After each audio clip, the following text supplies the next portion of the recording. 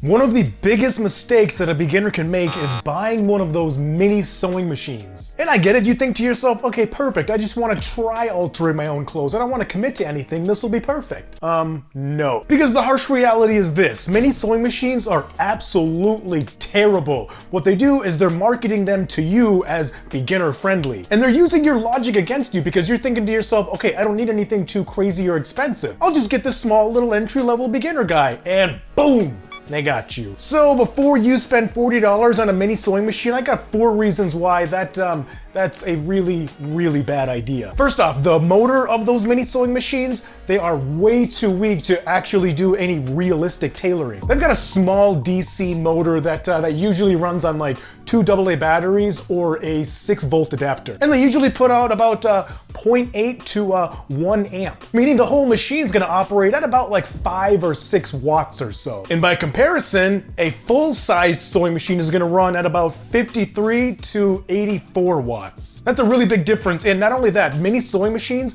they're basically using the same type of motor that you would find in like a little electric car that you drive around. No, really, it's that with a needle attached to it. It has no power at all. It can run really, really quickly, but it doesn't have any torque. So it's gonna be able to move fast, but as soon as it hits any kind of seams, it just stops. So then you gotta ask yourself, are you planning on sewing a whole bunch of napkins together for an outfit for your first date? No, because it can sew through napkins fine, but anything else, no. Oh, you plan on altering your t-shirts and your dress shirts and your chinos and your dress pants? Oh, that's cute. Now sure, a mini sewing machine might slightly be able to handle 1 layer of fabric. So if you're altering a dress shirt, for instance, it might be able to handle 1 layer very, very minimally. But very rarely do you ever only work with 1 layer. It's gonna start to double up on itself. You might be working through 2 layers, all the way up to even like 4 or 5 layers a lot of times. Things get thicker than a Snicker around here. Oh man, and jeans and chinos?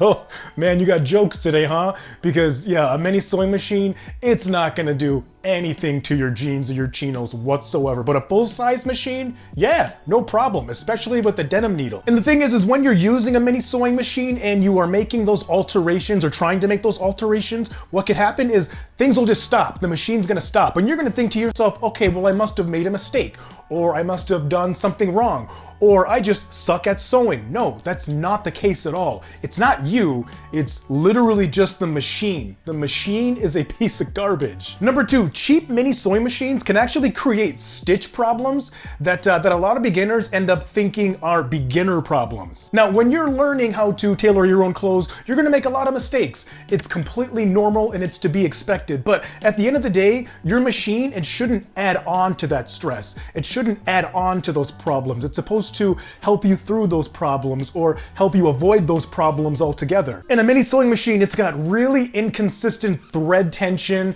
or it's gonna have, like we said, an underpowered motor, and also it's gonna have a foot pedal that isn't pressure sensitive. So it's gonna go from 0 to 100 in like a second. And if you're a beginner and you're just starting to dive into this, you don't wanna go 100 miles an hour. You wanna ease into it. Well, with a mini sewing machine, you don't have that option. It's either nothing or boom. And that's gonna make it really hard to tell what the actual issue is, because if you are getting puckering stitches, maybe you're pushing or pulling the fabric when you shouldn't be.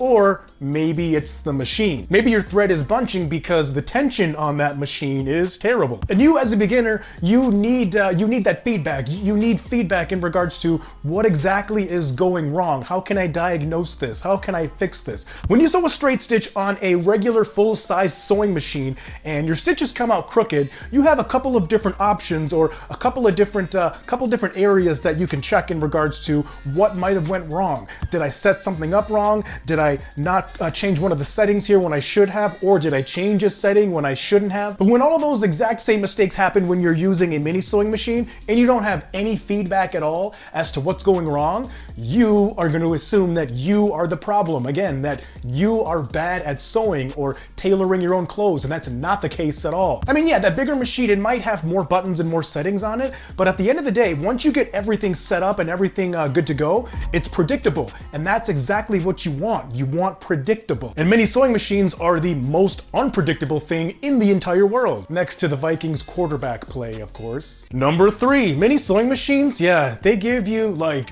no space at all to work with. Now the area by your needle down there, just to the right, that's called your throat plate. Now that's important because you want to have some room for your garment, for your fabric, because, well, as you're sewing, where does it all go? You're just gonna like let it hang off to the side or here, there, or wherever. Now if the area on your sewing machine is too small to work with, what's gonna happen is your shirt, it gets all bunched up and you have to like work on getting the stitch through properly while also feeding the garment through, and it's a complete mess. That's how you end up getting a lot of crooked stitches, and it goes back to the whole, oh, it must be me.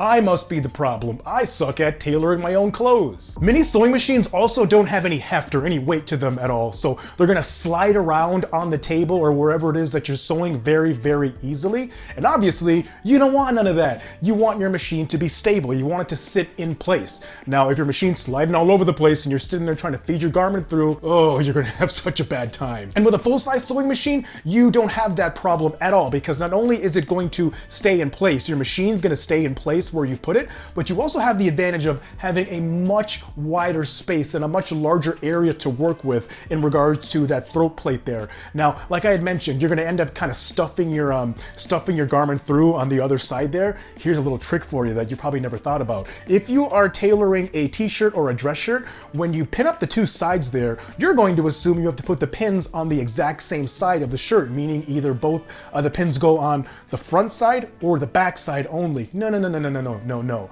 I like to double it up. What I like to do is I'll pin up one side so that I'm feeding the garment through my sewing machine and the bulk of my fabric is off to the left over here, so it's out of the way.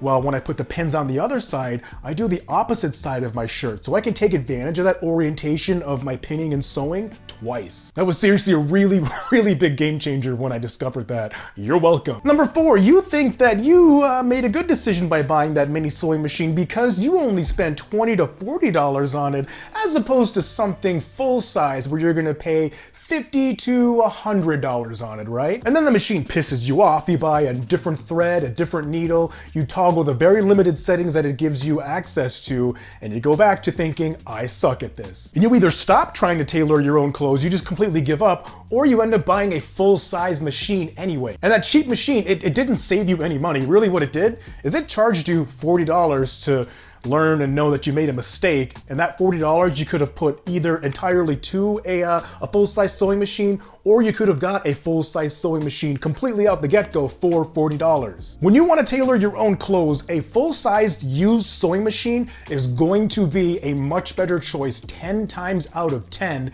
than a brand new mini sewing machine, because it just has to be able to make a straight stitch, a zigzag stitch, be able to have adjustable stitch tension, and have the ability to make a back stitch. That's it. And about 99.5% of all sewing machines out there, they can do that. Full size, that is, not mini ones. Now let's go talk about what you should look for in a used sewing machine. It's in the next video. I'll see you over there. SD out. Deuces.